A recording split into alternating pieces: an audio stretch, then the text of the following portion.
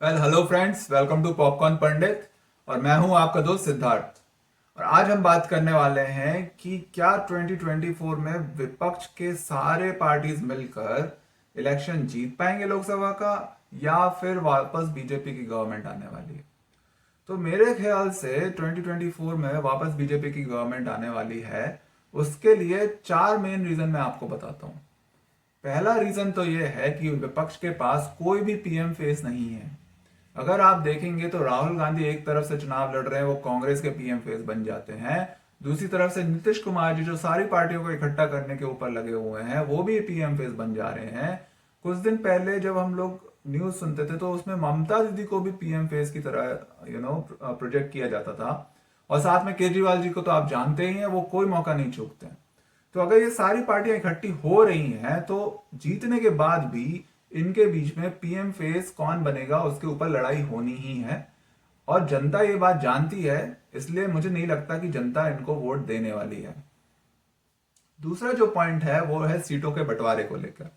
आपने recently news में सुना होगा, जब ममता दीदी बोल रही हैं कि भाई कोलकाता में कांग्रेस जब लड़ाई कर रही है या चुनाव के लिए आ रही है, तो वो टीएमसी में जो जो सीटों पे टीएमसी लड़ रही है उधर सीपीएम का साथ ना दे।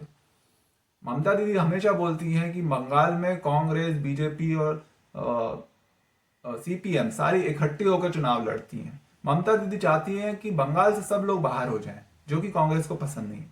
दूसरी बात अगर आप देखेंगे तो केजरीवाल जी भी यही बोल रहे हैं कि भाई पंजाब में और दिल्ली में कांग्रेस को अपनी सारी सीटें छोड़ देनी है, उन पर हम आपकी तरफ से प्रत्याशी उतारेंगे। जिस बात के लिए कांग्रेस तो बिल्कुल रेडी नहीं है। तो अभी से जब सीटों को लेकर इतनी लड़ाई हो रही है, तो मुझे लगता नहीं कि इनके बीच में कोई सामंजस्य बनने वाला है 2024 के लोकसभा के इलेक्शन के लिए भी। तीसरा जो पॉइंट है वो है राजनीतिक अनस्टेबिलिटी का। जैसे ही आप देखते हैं कि तीन चार पार्टी इकट्ठी होकर एक साथ चुनाव लड़ने के लिए आती हैं, वहां पर प्रश्न उठता है कि क्या ये पार्टियां कंटिन्यूअसली सरकार को, गवर्नमेंट को सपोर्ट देती रहेंगी, या फिर बीच में कोई भी पॉलिसी आने पर अपना सपोर्ट खींच लेंगी। अब जैसे आपने देखा, बीजेपी इतने बड़े सपोर्ट के साथ लोकसभा में पहुंची थी, तो कितने बड़े बड़े डिसीजन ले लिए बीजेपी ने। 370 हटवा दी, राम मंदिर बनवा दिया। तो दुनिया भर के डिसीजन जो है वो हो रहे हैं और बीजेपी उसको लीड कर पा रही है, क्योंकि वो फुल मेजोरिटी के साथ आई हुई है।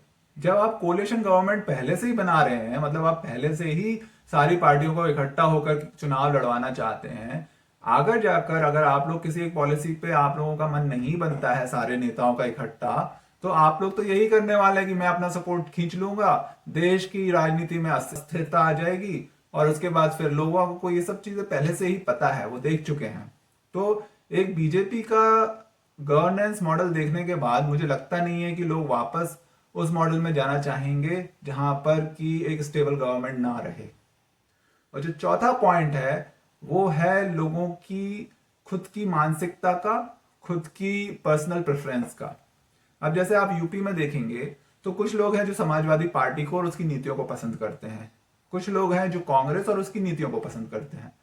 लेकिन अब जब कांग्रेस और समाजवादी पार्टी दोनों इकट्ठी एक साथ आ जाएंगी तो लोग कंफ्यूज हो जाते हैं। लोगों को लगता है कि उनके साथ धोखा हुआ है, क्योंकि उन्हें तो समाजवादी की पार्टी की नीतियां पसंद थी। तो यहां पर लोग कंफ्यूज हो जाते हैं, उनको लगता है कि उनको जो चाहिए था वो नहीं मिल रहा है। और जब उनको जो चाहिए था वो नहीं मिल रहा है तो वो जाके बीजेपी को वोट दे देंगे ना, आपको क्यों वोट देंगे। तो ये जो चार मेन पॉइंट हैं, इन मेन पॉइंट्स की वजह से मुझे लगता है कि 2019 में भी जब ये सारी पार्टियां इकट्ठी होकर एक साथ आई थी, उस टाइम भी ये हारी थी, और अब भी ये दोबारा हारने वाली है 2024 में भी। आपको क्या लगता है, आप नीचे कमेंट सेक्शन में जरूर बताइएगा। थैंक यू, नमस्ते, धन्यवाद।